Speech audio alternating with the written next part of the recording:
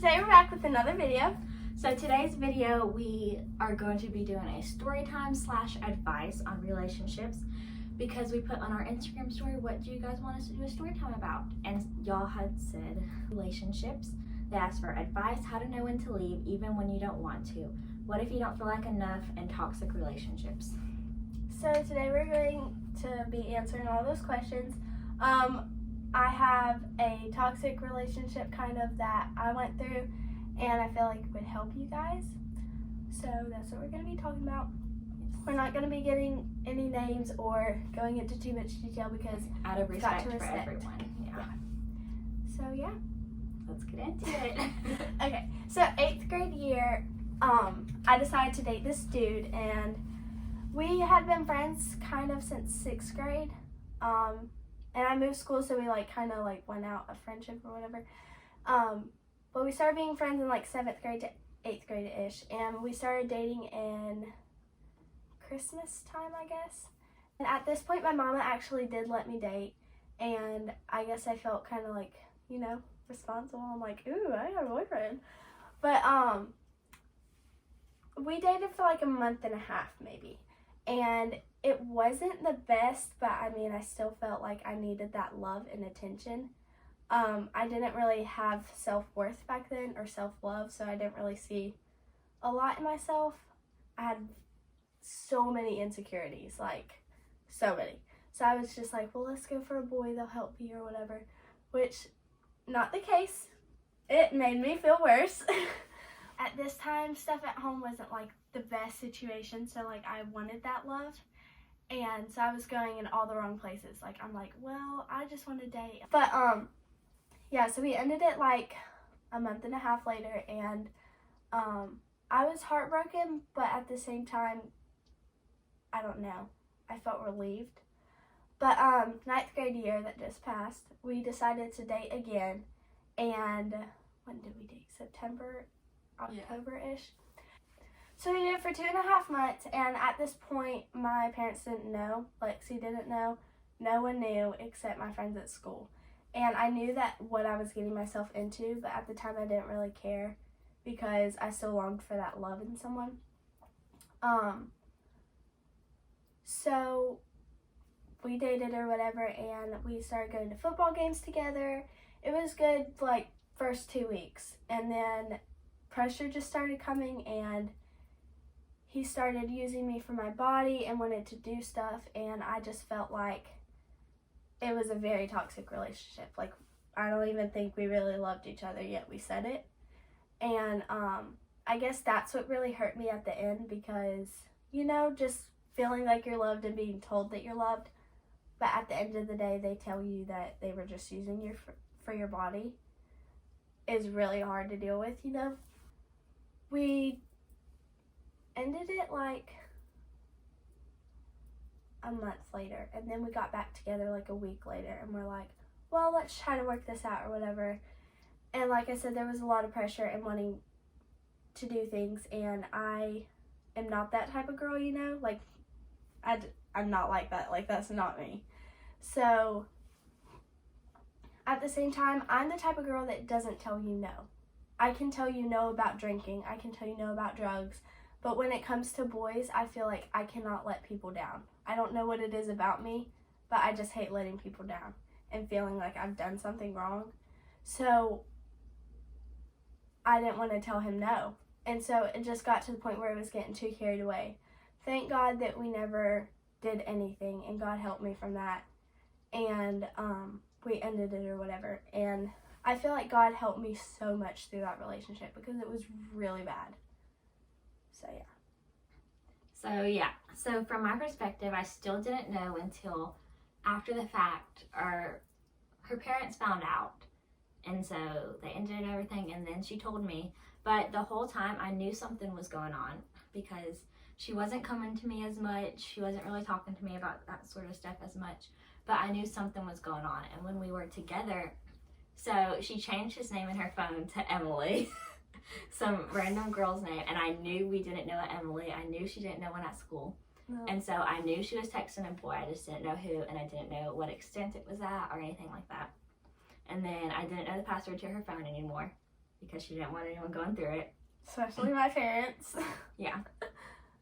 So I knew that something was going on. I just didn't know what. And I wasn't going to force her to come to me or to talk to me about it, because like I wanted her to come to me on her own whenever she was ready. So I wasn't going to force her to do any of that.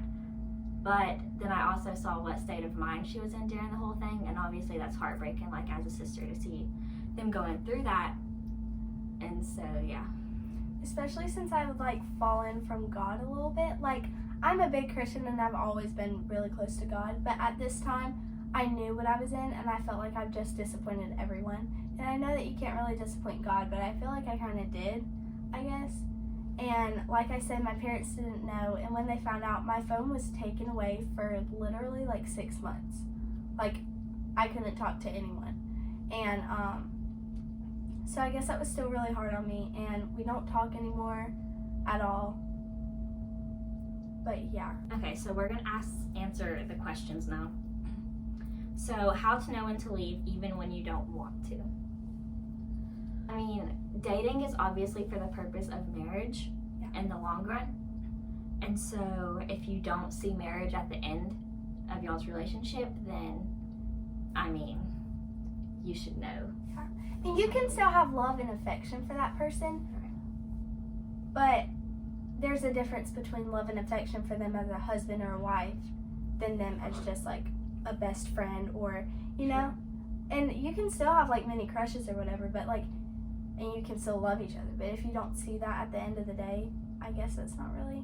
Like, some people are just better as friends, and that's okay. Like, that's totally okay. And to pray about it is a really good thing. Yeah, pray about it. And also, if like all of your friends and family are like telling you to get out of it, then you should take that as a sign. Like, don't just ignore that and do what you want to do. Like, obviously take that into consideration and pray about it.